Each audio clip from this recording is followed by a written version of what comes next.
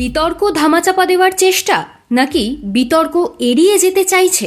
যদি সমান্তরালভাবে থাকে দুটো প্রশ্ন, তাহলে উত্তর হবে সিপিআইএম ঢলে দ্বিতীয় দিকেই।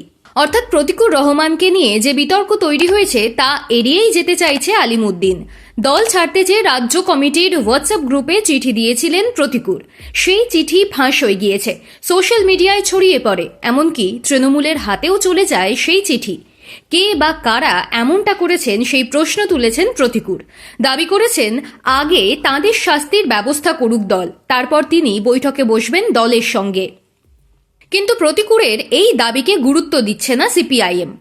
উল্টে ঠিক হয়েছে, প্রতিকুরকে বাড়তি গুরুত্ব দেওয়ার দরকার নেই, তিনি কি করেন সেটাই বরং আগে দেখতে চাইছে আলিমুদ্দিন। প্রাক্তন ছাত্রনেতার ক্ষেত্রে কেন এমন সিদ্ধান্ত নিল সিপিআইএম? এর পিছনে একটি অন্য কারণ রয়েছে।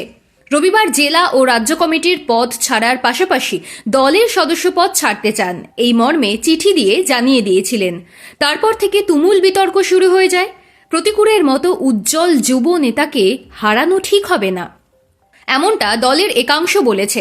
শুধু তাই নয়, ভোটের আগে প্রতিকুর দল ছেড়ে বেরিয়ে গেলে অন্য বার্তা যাবে কর্মী সমর্থকদের কাছে, যা প্রাথমিকভাবে চাইছিল না সিপিআইএম।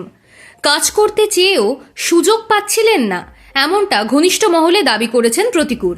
তাঁর মান ভাঙাতে খোদ বিমান বসুকে আসরে নামানো হয়। বর্ষিয়ান নেতার সঙ্গে তাঁর ফোনে কথা হয়, বিমানবাবু আলিমুদ্দিনে এসে কথা বলতে বলেন, কিন্তু প্রতিকুর তা শোনেননি, যা ভালোভাবে নেয়নি দল।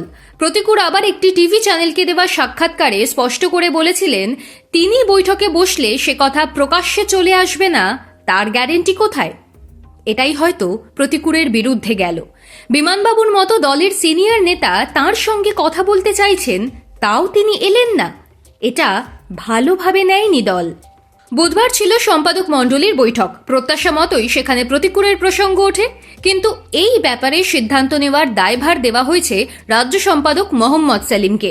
সেই সঙ্গে একটা ব্যাপার পরিষ্কার, এ নিয়ে তাড়াহুড়ো করার কোনো ভাবনা নেই সেলিমের। প্রতিকুরের কোর্টেই বল রাখতে চাইছে সিপিআইএম, তিনি কি করেন তাই দেখতে চাইছে। কাল ও পরশু রয়েছে রাজ্য কমিটির বৈঠক, প্রতিকুরকে সেখানে ডাকা হচ্ছে না, তার কারণও স্পষ্ট। যিনি দল ছাড়তে চেয়ে চিঠি দেন তাকে কেন ডাকা হবে রাজ্য কমিটির বৈঠকে? তাহলে পরিস্থিতি কোন দিকে গড়াচ্ছে? যা দাঁড়াচ্ছে তাতে বলা যায় প্রতিকুর সিপিআইএম এর কাছে অনেকটাই যেন ক্লোজড চ্যাপ্টার। এবার তিনি কি করবেন? রাজনীতির বাজারে যা চলছে তাই কি বাস্তবে হতে চলেছে? শেষ পর্যন্ত তৃণমূলের দিকেই কি পা বাড়াবেন?